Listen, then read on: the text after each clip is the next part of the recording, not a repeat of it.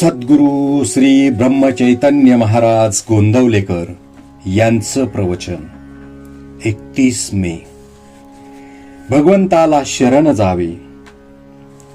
मी जे जे करतो ते ते भगवंता करता करतो असे जो म्हणतो तो खरा आणि उत्तम भक्त होय. कर्तेपण घालवायला उत्तम भक्त व्हावे लागते. भगवंत प्राप्तीशिवाय दुसरे काही नको असे वाटणे हे भक्ताचे लक्षण आहे. चांगले कार्य हे सुद्धा बंधनाला कारणीभूत होत असते. याकरिता कोणतेही कृत्य भगवंताला स्मरून करावे. भगवंताच्या स्मरणामध्ये स्नानाची आठवण झाली नाही तर त्याला पापी कसे म्हणावे. जो काळ भगवंत स्मरणात जातो तोच काळ सुखात जातो. विषयासाठी आपण स्वतःला विसरतो, मग भगवंताला आठवण्यात का नाही स्वतःला विसरू. मला सगुणात प्रेम येत नाही असे जोपर्यंत वाटते तोपर्यंत सगुण भक्ती करावी. गुरुच्या इच्छेप्रमाणे आपण वागलो म्हणजे माझी इच्छा नाहीशीच नाही का झाली. यामध्ये अभिमान अनासाये मारला जातो. मीपणा टाकल्याशिवाय गुरु आज्ञा नाही पाळता येत.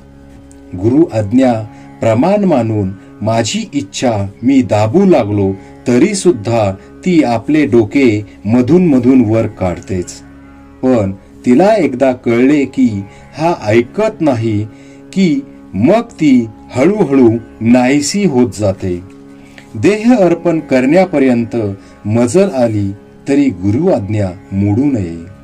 देहातीत व्हायला गुरु आज्ञेप्रमाणे वागणे या परते दुसरे काय आहे. मी देही नाही असे म्हणत राहिला तर माणूस केव्हा तरी देहातीत होईल. आपला धर्म आणि नीती सांभाळावी आणि सत्संगतीने राहण्याचा प्रयत्न करावा. संत आणि प्रापंचिक दोघेही प्रपंच करतात, पण प्रापंचिक कर्तेपणा आपल्याकडे घेतात तर संत राम करता असे म्हणून प्रपंच करतात. कर्तेपण तुम्ही आपल्याकडे घेतलेत तर सुखदुःख भोगावे लागेल. बायको आजारी पडली तर रात्रंदिवस जागतो आणि स्वतःला विसरतो. मग भगवंताकरिता नाही का तसे करता येणार. तळमळ असली पाहिजे की मग सर्व काही होते. किती दिवसात मुक्ती मिळेल. याला समर्थांनी फार चांगले उत्तर दिले आहे. ज्या क्षणी भगवंत स्मरणात स्वतःला विसराल त्या क्षणी मुक्ती मिळेल.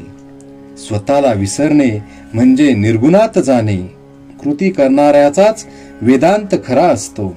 मी विद्वान आहे असे वाटू लागले की भगवंताचे भजन करण्याची लाज वाटते.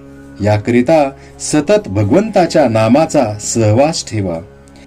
सहवासाने माणसाचे सुद्धा प्रेम जर वाढते तर भगवंताचा सहवास केल्याने त्याचे प्रेम नाही का येणार. भगवंताला शरण जावे आणि त्याचे होऊन राहावे यातच सर्व धर्माचे आणि शास्त्रांचे सार आहे.